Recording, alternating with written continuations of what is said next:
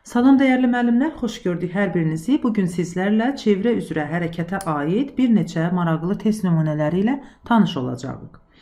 İlk sualımızda deyilir, üfüqi sistemdə sürüşmədən dönərək irəliləyən bir cismin şəkildəki vəziyyəti keçərkən K nöqtəsinin yeri nəzərən sürəti V olarsa, L nöqtəsinin yerə görə sürəti neçə V olar? Deməli, burada həm irəliləmə hərəkəti, həm də fırlanma hərəkəti var. Hər iki hərəkətə burada birlikdə baxılmalıdır.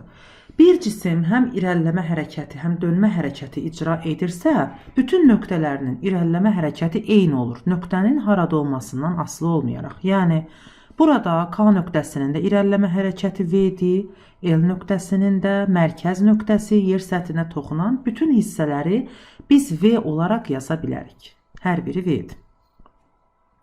Ancaq dönmə hərəkəti isə bu çevrədə xətti sürət hərəkəti kimi baxılır və K nöqtəsində fırlanma istiqamətinə toxunan çəkirik bu şəkildə və L nöqtəsində də həmçinin toxunan istiqamətdə bu şəkildə yönəlir.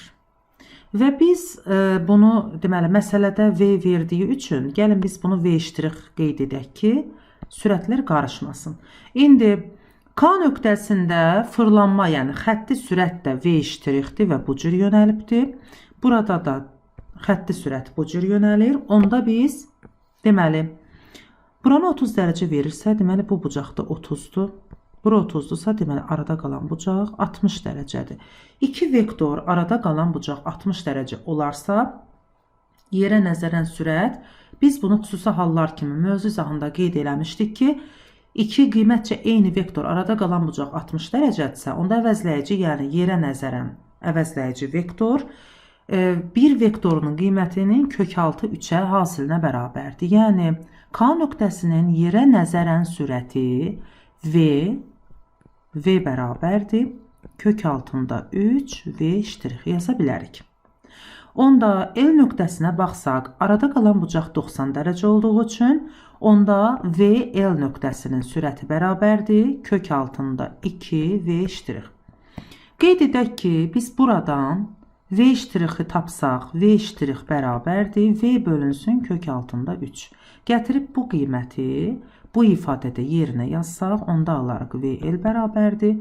Kök altında 2V bölünsün kök altında 3. Hər tərəfini, deməli, məxrəci irrasionallıqdan azad eləmək üçün kökdə 3-ə vuraq. Onda kök altında 6V bölünsün 3 alarıq. Düzgün cavabımız D variantı. Növbəti məsələmizlə davam edirik. Məsələmizdə deyilir. Təkərlə yol arasında sürtünmə əmsalı 0,2 olan maşın 200 metr radiuslu üfüqi bir dairəvi yolda, yəni döngədə ən çox neçə metr böl saniyə sürətlə hərəkət eləməlidir ki, deməli, həmən döngəni dönə bilsin.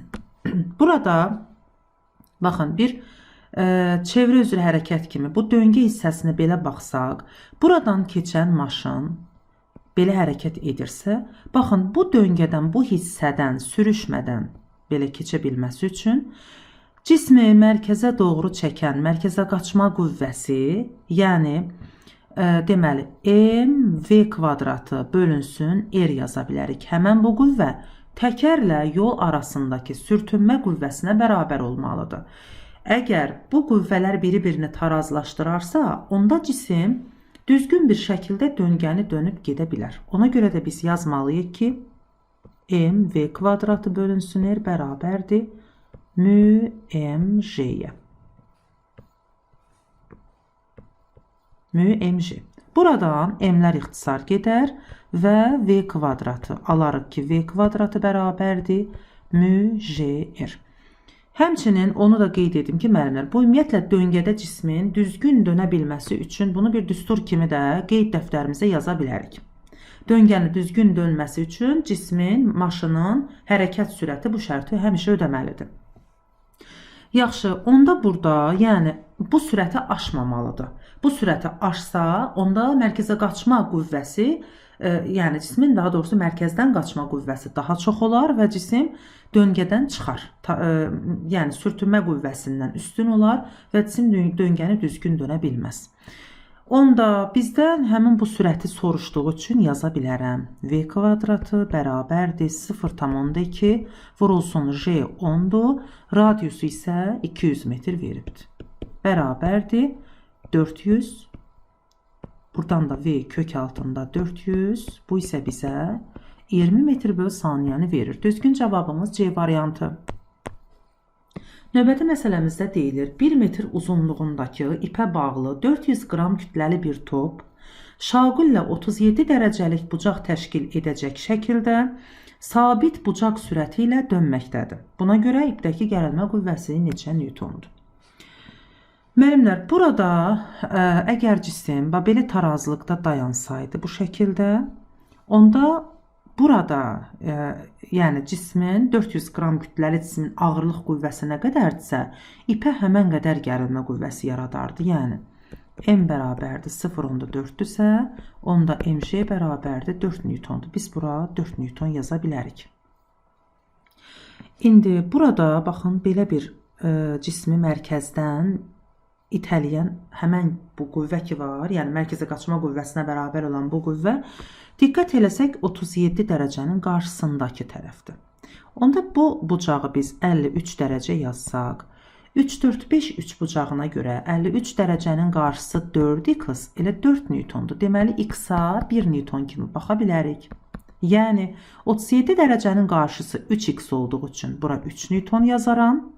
Onda bura 5 newton yaza bilərəm. Baxın, 3, 4, 5 3 bucağı vasitəsi ilə deməli, məsələni bu şəkildə 4 newton, 53 dərəcənin qarşısı, 37-nin qarşısı 3 newtondursa, onda hipotenuzdakı gərilmə qüvvəsi ilə 5 newtona bərabər olar. Ona görə düzgün cavabımız C variantı. Növbəti məsələmizdə deyilir, sürtünməsiz bir sistemdə bir cisim K nöqtəsindən sərbəst buraxılır. Buna görə L nöqtəsindən keçərkən cismə ağırlığının neçə qatı qədər reaksiya qüvvəsi təsir göstərir. Məsələ enerjinin saxlanma qanununa əsasən həll olunmalıdır. Yəni, yerdən olan hündürlüyü buranı 3R veribdir. Deməli, cisim sərbəst düşür deyirsə, baxın, sərbəst düşür sözü varsa, buradakı deməli, başlanğıc sürəti 0'dır, ona görə kinetik enerji yoxdur.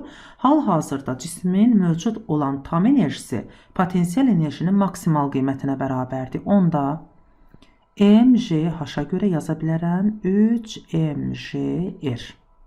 Yəni, bu bizim tam enerjimizdir, Y tam. Yaxşı, onda L nöqtəsindən keçərkən də cismin tam enerjisi elə 3mgr olmalıdır.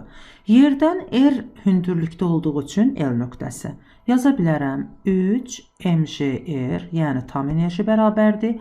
Potensial enerjinin yerinə yazaram mgr plus həmən nöqtədəki kinetik enerji.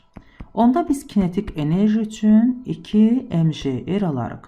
Kinetik enerji düsturu mv kvadratı böl 2, 2mgr-ə bərabər eləsəm, onda m'lər ixtisar gedər və mən v kvadratı üçün 4gr alaram.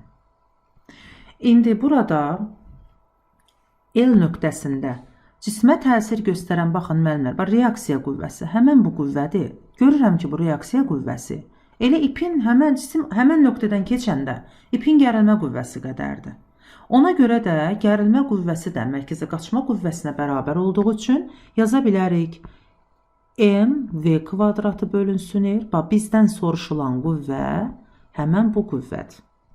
Onda mv kvadratının yerinə 4gr bölünsün R yazsam, R'lər ixtisar gedər, 4mg qalar. Sualımızın düzgün cavabı olur B variantı.